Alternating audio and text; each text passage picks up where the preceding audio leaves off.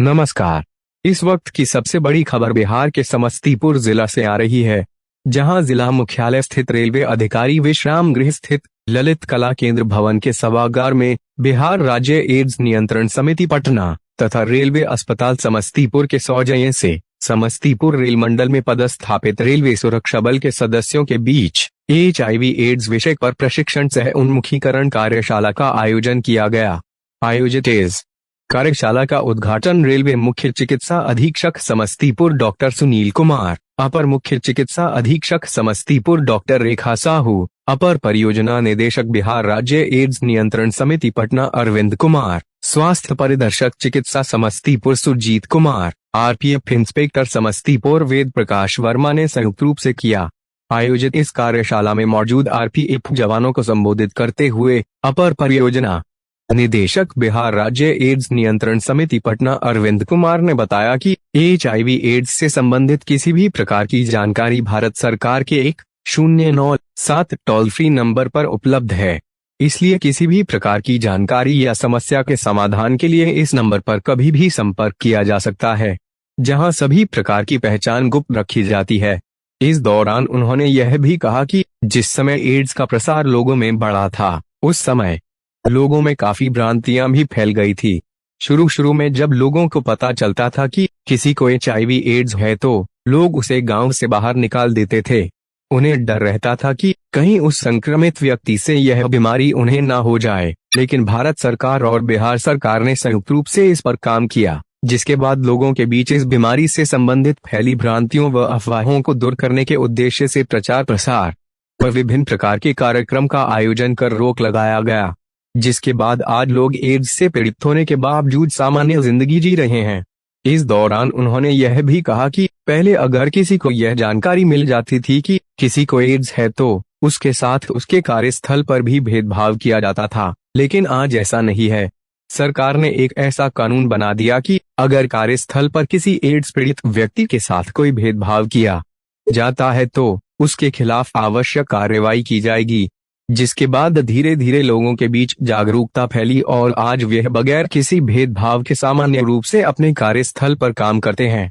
कार्यशाला में मौजूद अपर मुख्य चिकित्सा अधीक्षक समस्तीपुर डॉक्टर रेखा साहू ने बताया कि HIV एड्स मुख्यतः 4 कारणों से फैलते हैं। पहला, असुरक्षित यौन संबंध बनाने से, दूसरा HIV संक्रमित रक्त चढ़ाने, तीसरा संक्रमित सीरिंज के इस्तेमाल करने से तथा चौथा गर्भवती महिला से उसके गर्भ में पल रहे बच्चे को। इसके अलावा पांचवा, ऐसा कोई भी कारण नहीं है जिससे HIV एड्स का संक्रमण फैलता हो। इसलिए हमेशा अपने जीवन साथी के प्रति वफादार रहें। जरूरत पड़ने पर जांच किया हुआ रक्त का ही उपयोग करें। इंजेक्शन लेने के लिए हमेशा नए सुई व सीरिंज का उपयोग करें तथा गर्भवती महिला को गर्भधारण से पूर्व तथा डिलीवरी होने तक डॉक्टर के संपर्क में रहना चाहिए, ताकि इस बीमारी पर पूरी तरह रोक लगाई जा सके। मौके पर RPF इंस्पेक्टर समस्तीपुर अंगद कुमार, धनंजय कुमार, मुख्य पर्यवेक्षक सुजीत कुमार सहित समस्तीपुर रेल मंडल के अंतर्गत आने वाले सहरसा, दरभंगा, रक्सौल, मोतिहारी, नरकटियागंज, बनमनखी आदि रेलवे स्टेशनों पर तैनात रेलवे पुलिस के पदाधिकारी सहित डॉग स्क्वाड टीम के सदस्य, कंट्रोल रूम कमांडेंट ऑफिस के अधिकारी तथा जवान मौजूद रहे। अभी तक के लिए बस इतना ही। नमस्कार।